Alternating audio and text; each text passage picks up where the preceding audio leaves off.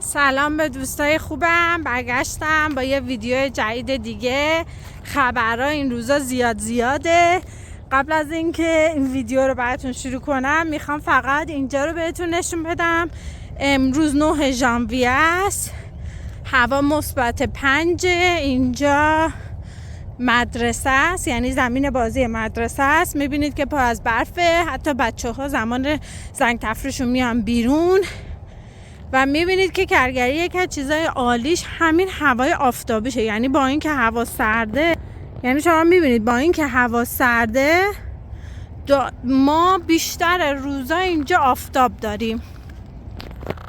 خب دوستای خوبم، اول این ویدیو رو از هوا گذاشتم که ببینید چقدر هوا جالبه اینجا، چون خیلی بعضیاتون از نگران هوا اینجا بودید. حتی یک فامیل ما حدودا یه ماه پیش اومد، یعنی تازه از فرانسه هم اومده بود اینجا، با خودش فقط یه چمدون کاپشن و دستکش و کلاه و جوراب گرم و اینا آورده بود.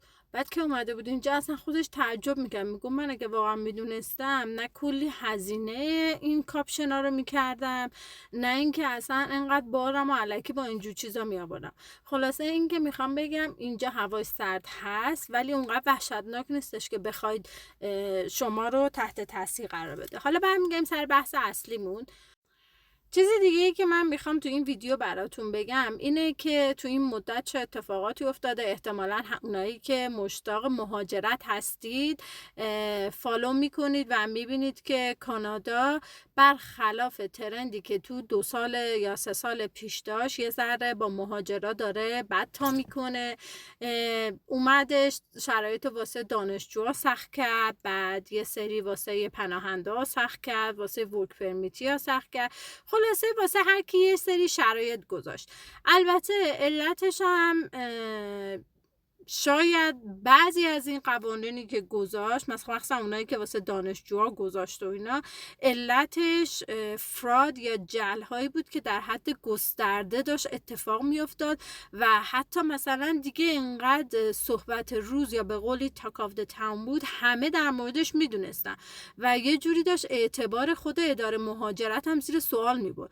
به خاطر همین بعضی از این تغییرات از اونجا شروع شد. یعنی اداره مهاجرت میاد اولش مثلا میاد ایگنور کنه، واکنشی تیک نکنه و اینا، ولی اینقدر دیگه بعضی از این کارا ادامه پیدا میکنه که اگر واقعا واکنشی تیک نکنه مثل اینه که خودشو داره زیر سوال میبره.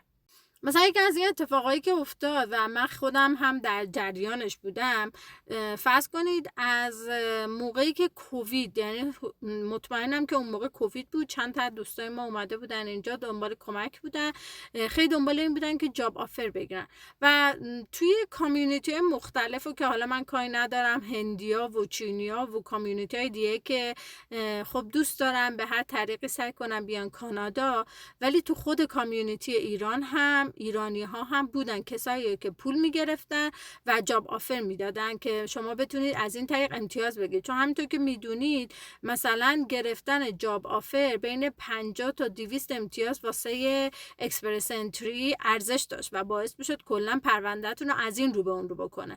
ولی خب باز خود این قضیه باعث شد که بیان و اصلا امتیاز جاب آفر رو به طور کل بردارن. و یه چیز دیگه ای که میخواستم بگم، متاسفانه ترندی که شده بود، خیلی هم میومدن از طریقای مختلف اینجا، حالا چه ویزیتوری چه دانشجویی میومدن، بعد که میرسیدن اینجا تقاضای پناهندگی میکردن و به نظر خب بعضی کیسا که خب واقعا درسته، لجیت، آدم بحثی روش نداره، ولی کلا وقتی که یه چیزی ترند میشه خب اداره مهاجرت هم آماراشو در میاره دیگه. به خاطر همین اونا میان اکشن تیک میکنن و میبینید که الان چقدر روی پناهندگی دارن سخت میگیرن و حتی چند نوع پناهندگی رو برداشتن و واقعا به نظر من اگر کیس پناهندگی ندارید این رو اصلا کانسیدر نکنید، چون تمام راه ها رو به روی خودتون و دیگران میبندید. اصلا به دنبال کیس پناهندگی نباشید مگر اینکه واقعا یک کیس پناهندگی لجیت داشته باشید.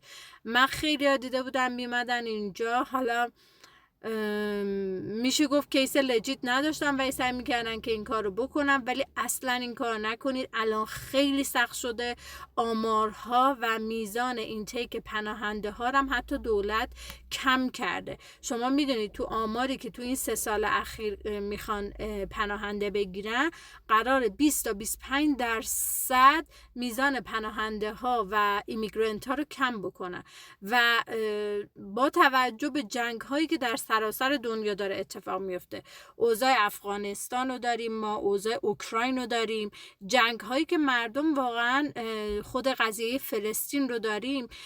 درسته که میدونم شرایط تو ایران ممکنه خیلی سخت باشه، ولی اگر شما کیسی که فردی که از ایران میاد و کیس فردی که مثلا تو افغانستان و هر روز نگران اینه که به خاطر یه مدرسه رفتن کلن زندگیش رو از دست بده، میبینید که کیس پناهندگی اونها خیلی قوی تره. به خاطر همین میخوام بگم واقعا اگر مثلا شما میاید اینجا و استودنت ویزا دارید، لطفا با همون استودنت ویزاتون جلو برید، چون اگر شما انقدر جنم داشتید استودنت ویزا گرفتید اومدید، مطمئن باشید وقتی که وارد سیستم آموزشی اینجا میشید، اینجا درس میخونید، زبان یاد میگیرید، یک مقدار به خودتون یعنی زحمت بدید، کانکشن های خوب پیدا میکنید. مهمتر از این که اصلا شما بیاید کانادا رو به عنوان یک سکوی پرش واسه خودتون حساب بکنید. اینجوری فکر نکنید که من اومدم کانادا و الا و بلا مثلا همه راههای جای دیگه برون بسته شده. خیلی هم میان کانادا، من خیلی از دانشجوها رو تو دانشگاه دیدم میان کانادا، اصلا فرض کن به هر علتی کانادا خوششون نمیاد و از اینجا اقدام میکنن واسه دانشگاه آمریکا و از اینجا میرن اونجا و بالاخره از اینجا نقل مکان کردن، چه به اروپا، چه به استرالیا، چه به آمریکا، خیلی راحت تره. پس بنابراین از این فرصت ورک پرمیتی که دارید، یعنی اوپن ورک پرمیتی که دارید، خوب استفاده کنید، زبانتون رو یاد بگیرید، حتما یه امتحان آیلتس بدید، سعی کنید نمره آیلتستون رو مکسیموم کنید.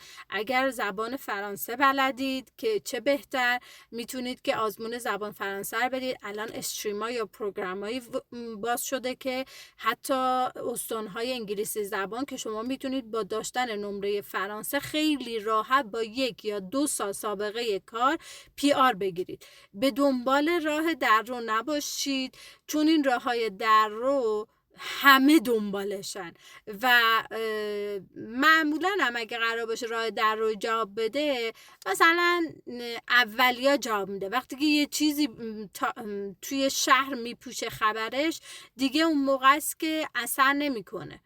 گرچه ممکنه مثلا الان نسبت به چند سال پیش یه ذره سخت‌تر شده باشه، ولی کلا پروسه مهاجرت از اولش هم راحت نبوده، سخت بوده.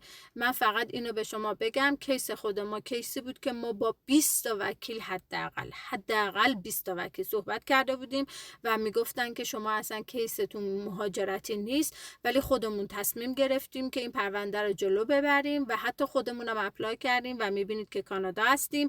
بنابراین اگر ورک پرمیت دارید، اینجایید، از این فرصت استفاده کنید. معمولاً الان چیزی که برای ورک پرمیتی ها بهترین راهه اینه که زبان یاد بگیرید و با 1 یا 2 سال سابقه کار تو برنامه‌های استانی شرکت کنید. گرچه اسپیکولیشن ها اینه که با رفتن ترودو و اومدن احتمالی کانزرواتیو ها ممکنه اوضاع مهاجرت از اینی که هست سخت‌تر بشه، ولی این همیشه یادتون باشه که مهاجرت از اول سخت بوده. حتی خود ما تو زمان کانزرواتیو اومدیم، کار نشد نداره و شما نمیدونید یهو ممکنه، درسته که الان اینها گفتن که ما میایم و مثلا میزان مهاجرت رو کم میکنیم، ولی ممکنه تو یه سال آینده یه پروگرامی بذارن که واسه ما ایرانی‌ها خیلی قابل حصول‌تر و راحت‌تر بشه. پس سعیتون رو بکنید، از این فرصتی که هست استفاده کنید. اگر میتونید و امتیازش رو میارید، سعی کنید در اولین فرصت اون رو به PR تبدیل کنید. گفتم با برنامه‌های استانی با یه امتیاز زبان متوسط، یعنی حداقل 5 و 6 و 1 یا 2 سال سابقه کار. اگر هم که مثلا این مدت رو نتونستید پر کنید، همیشه چشمتون باشه، سرچ بکنید، ویدیوها رو ببینید، از این و اون حواستون باشه و ببینید که شما در حقیقت ممکنه پروگرام‌های جدید باشه. پروگرام‌های جدید به این معنی نیست که الزاما سخت‌تر میشه. مثلا همین برنامه اوپن ورک پرمیت که واسه ایرانیا گذاشتن تقریبا اوت اف بلو بود، یعنی احتمالش خیلی کم بود، ولی میبینید که حتی واسه سال دوم تمدید شد. الان خیلی هم میگن که ممکنه واسه سال آینده تمدید نشه، اما you never know، ممکنه بشه. ولی اگر هم بشه، اگر هم نشه، ببخشید، همین فرصتی که هست رو استفاده بکنید. امیدوارم که راحت تر بشه واسه هممون و بتونیم که زودتر به PR برسیم. من هم سعی میکنم اگر اخبارهای جدید هست براتون همه چی آپدیت کنم.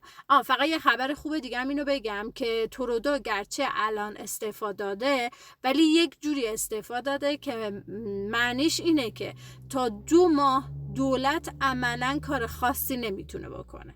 خب نگران نباشید که الان لیبرالا فردا میان، پس فردا این قضیه چیه مهاجرت ایرانی‌ها رو برمی‌دارن. نه، ترودو یک جوری استفاده داده که در حقیقت اینجوری یعنی در عمل اینجوری میشه که تا 2 ماه عملاً دولت هیچ کاری نمیتونه بکنه. پس نگران نباشید، 2 ماه هم میشه آخر فوریه که همون 28 فوریه هم آخر برنامه اوپن ورک پرمیت ایرانیا بود.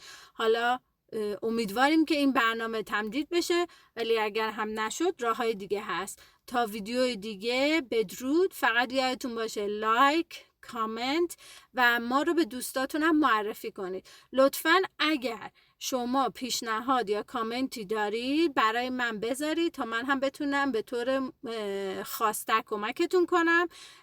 در ضمن برای دوستایی که سوال کرده بودن، صفحه اینستاگرام هم من راه اندازی کردم، میتونم راحت‌تر سوالاتون رو جواب بدم. تا دفعه بعد.